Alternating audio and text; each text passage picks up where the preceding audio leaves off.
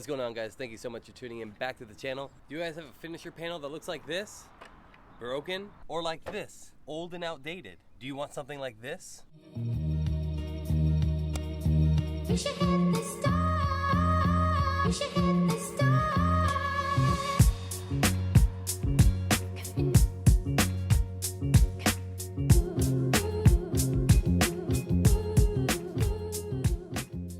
This is the GV style panel off eBay from Sickspeed. Not sponsored, still waiting on that. I've gotten a lot of messages over the past 2 weeks, 3 weeks since the car's been finished painted. A lot of people actually like this rear end. It's super simple, a lot easier than people think. Let's show you how to do it. Okay, now for demonstration purposes, we put our old setup back together, kind of. It's all very loose and not put together. We're gonna give you a rundown of how it's supposed to be disassembled. First, access your trunk, take out the headlights. You're gonna have one harness right here on the back of the taillight. You basically pull it right out. There's a button tab that you push out. There's gonna be 4 total 10mm nuts that are gonna be on each corner of the taillight. After those zip off, you literally just push it right out and your taillight comes out. Very simple. You see how nice those are? Or they used to be, at least. If you guys want to see that video on how to refurbish these taillights, make sure to go check it out. Kind of sad that they're going away.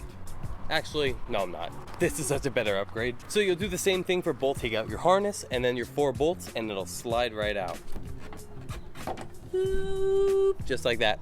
All right, so the rear panel right here is gonna have a few clips. Ours has 5, yours might have 8 or 0. But grab a pick, pull it out, and wiggle it out just like that. Super simple. We're gonna do that to all of them. And there's gonna be a couple on the bottom as well. We've got all of our clips. Set those to the side, and this just comes right out. All right, so now we can take out the finisher panel. Super easy, but you could break it, so just be super careful. We already broke ours, so. So we got 2 nuts here on the backside where the license plate went. We're gonna take those out. Okay, now, so there's 2 more nuts on this finisher panel from the back side. All the way down here in this corner where it's underneath the tail lamp, you gotta get a little 10mm in there. You gotta pop both of them out on both sides. Now here's the scary part. You're gonna have a bunch of clips all over the back side of this frame here. They look like that, very, very small. So I take the back end of a screwdriver and go just like that. Now that's fairly easy, but this is where the tricky part comes in. All right, so there's gonna be a clip right here on the back side. Now the trick to getting this off without breaking it is to push it in and then pull it up. But this will only work when all the other clips from the inside have been popped out with the back end of the screwdriver. You can press it in, pull it up, and then you should be free. Okay, so when you get your finisher panel from eBay, it's not gonna have these holes in it. You gotta drill 3 holes for your tail lights, 2 holes for your reverse lamp, which we are not going to wire because we don't, this is basically pointless. 2 more holes for the license plate, and then another 3 for your other tail lamp. But we're gonna do this on the car. It makes it a lot easier. So now the cool thing is, you're gonna be drilling these holes for your license plate. You can go pretty big on them if you wanted to. I would advise drilling a 1/4 size drill bit for the license plate. You can go bigger, but you don't really need to. You're gonna slip this on, just like that. Now you have already 2 holes that line up, so the ones that you took out for your finisher panel, you're gonna reuse those. So we're gonna put these bolts right in there. Now that should give you an idea of where you're gonna be drilling. You start out small, work your way up. After you've drilled your 2 holes that are gonna be retaining the actual panel, these guys, then you can remove your license plate screws, and you're gonna have the other 2 that go right down here.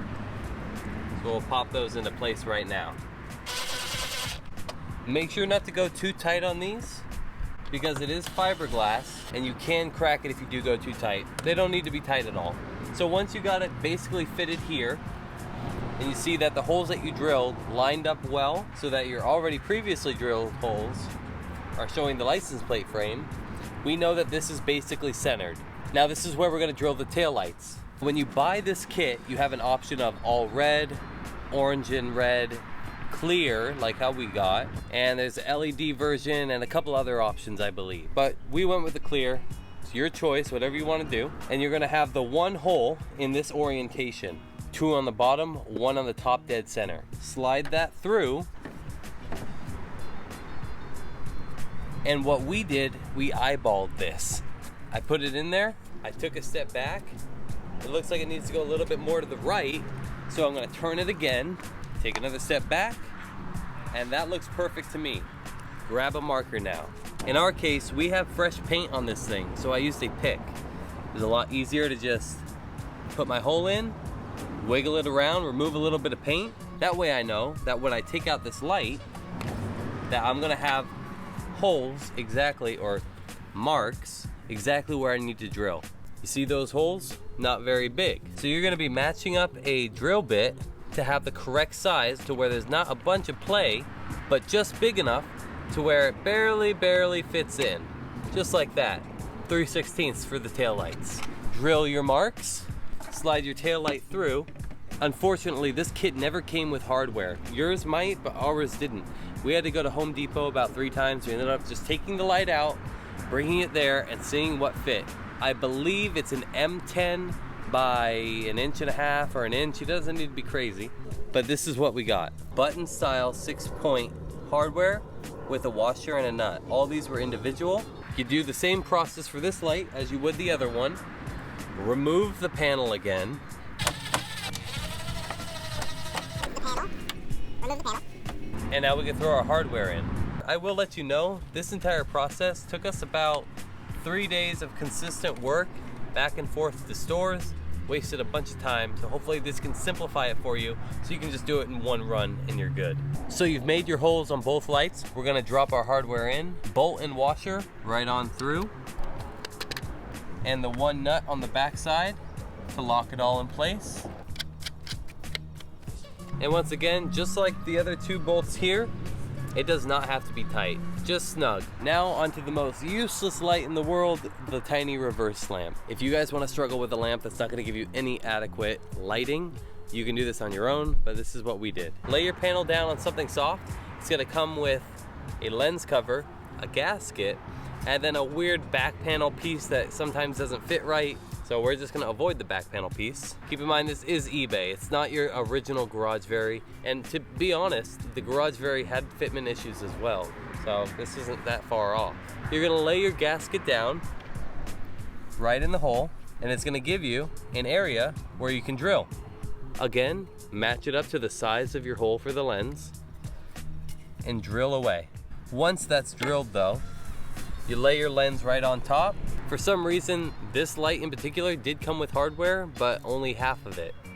They give you 2 screws and then 2 O-rings. And this is how they want you to do it. I'm assuming you slide it on through and then put your washer or your O-ring right on top. Just like that. Now we did run it like this for about a week. It did work. I wanted a little bit more security in it. So I found these 2 nuts laying around the garage. I can't tell you what size they are, I'm sorry. But you could always match up hardware down at your local Home Depot or Lowe's. We threw those on the back side, and those are nice and snug. Repeat the same process to the other hole. We kept the O-rings on for waterproof reasons. So once you get your lights in, they're all nice and even. Your fake clear brake light is working, I guess. Or a reverse lamp, whatever you want to call this retro piece. We're ready to throw it on the car. This is the part that everyone's apparently confused on, as was I. So you'll slide this on in.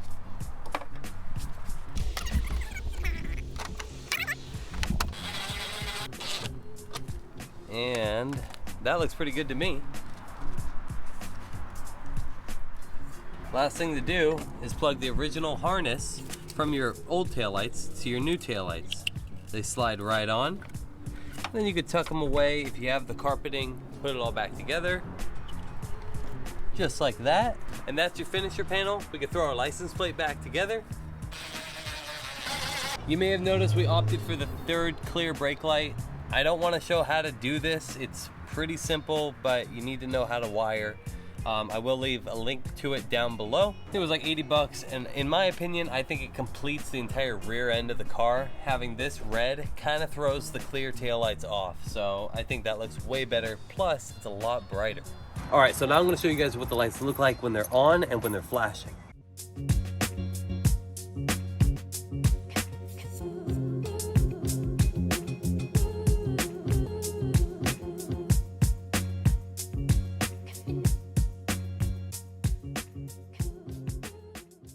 Hopefully this install helped you guys out a ton. If you guys wanted to change up the rear end of your car to completely change the look of your Miata, go hit up Sickspeed or eBay. You can find their store over there. We'll make sure to put a link in the description for everything down below. Make sure to go check it out. That's gonna be all for today's video. Thank you guys so much for watching. Leave a comment down below what you want to see next. Leave a like if you like the video. Subscribe if you haven't already. We'll catch you guys in the next one. Take it easy.